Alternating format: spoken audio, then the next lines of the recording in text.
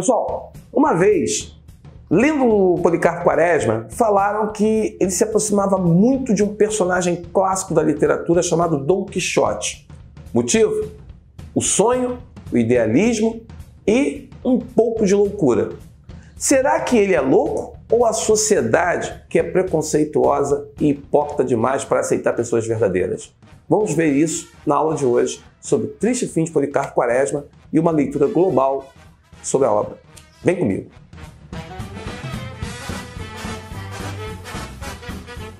E aí, galera, tudo bem? Bem-vindos à nossa aula.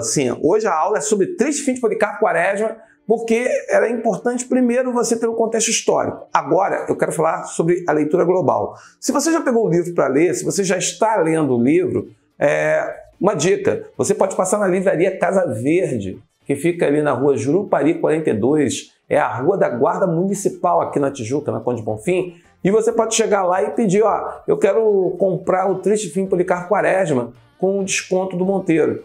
E você pode obter ali, no caso, uma vantagem na compra do livro, porque vai rolar um desconto. Então, passa lá na livraria Casa Verde, aqui na Tijuca, perto da Sans Penha, e veja lá o seu desconto para comprar o livro. Beleza? Mas vamos lá. Triste Fim de Policarpo Quaresma é um livro que foi publicado em forma de folhetim em 1911 no Jornal do Comércio. A obra mesmo foi publicada em 1915 por Lima Barreto. Lima Barreto, ele é um autor que teve várias...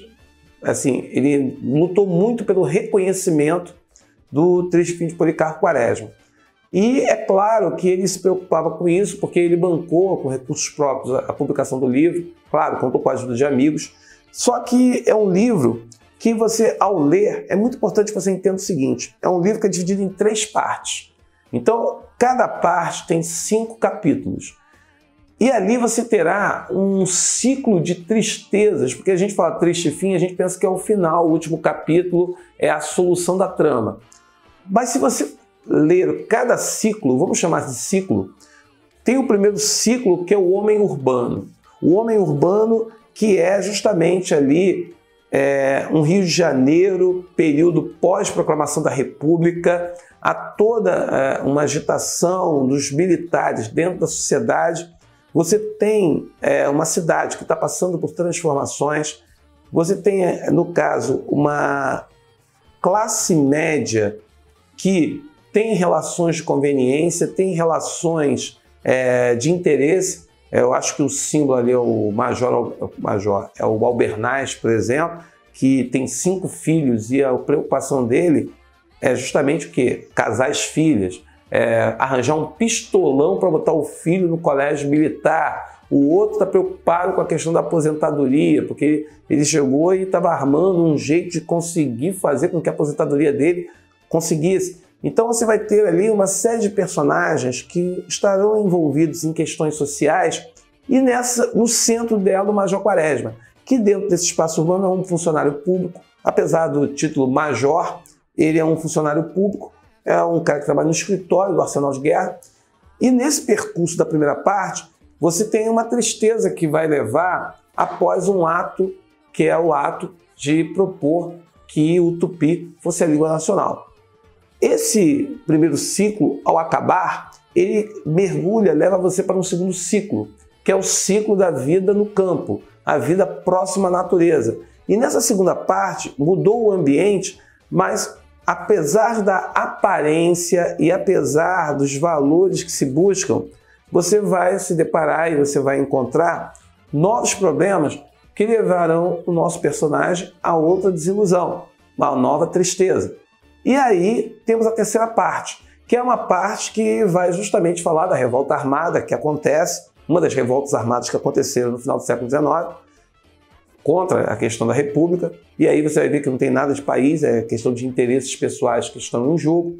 E o nosso personagem, Policarpo Quaresma, ele transita por esse ambiente e ele, no caso, vai servir a pátria, vai lutar ao lado de Floriano, presidente.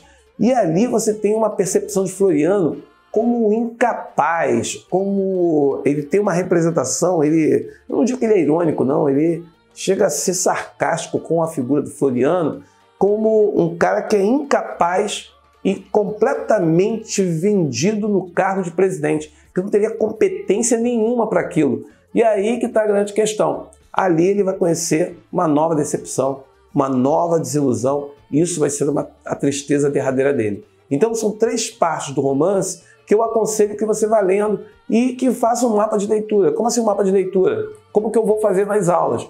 Destacando personagens, situações, porque veja bem, como o livro foi publicado em folhetim, os capítulos eram publicados em jornal. E aí você tem sempre, ao final de cada capítulo, um gancho que leve para o outro. E isso vai fazer com que o interesse pela leitura seja mantido. Se você está querendo saber o que é folhetim, eu recomendo que você assista a aula que há na playlist do canal do Monteiro, que é uma aula de romantismo, prosa romântica, que eu explico o que é o folhetim, a sua gênese, como ela se estabeleceu nos jornais, como que ele se estabeleceu e cresceu, e até no século XX ainda estava presente nos jornais, sendo responsável até mesmo pela venda dos jornais. Muita gente comprava o jornal não para ler a notícia, mas para acompanhar as histórias que eram contadas no folhetim. Para vocês terem uma ideia, a organização das novelas, seriados que vocês acompanham aí na internet, na TV, segue a estrutura do folhetim. Então, a organização da obra é uma obra para você ler acompanhando passo a passo e observar principalmente as ironias, as antíteses, as críticas que são feitas por Lima Barreto sobre essa sociedade que saiu do império, mudou para a república, mas os vícios, os problemas continuam lá, porque as pessoas continuam ansiando pelo poder e as pessoas pelo poder fazem qualquer coisa. Então, uma boa leitura.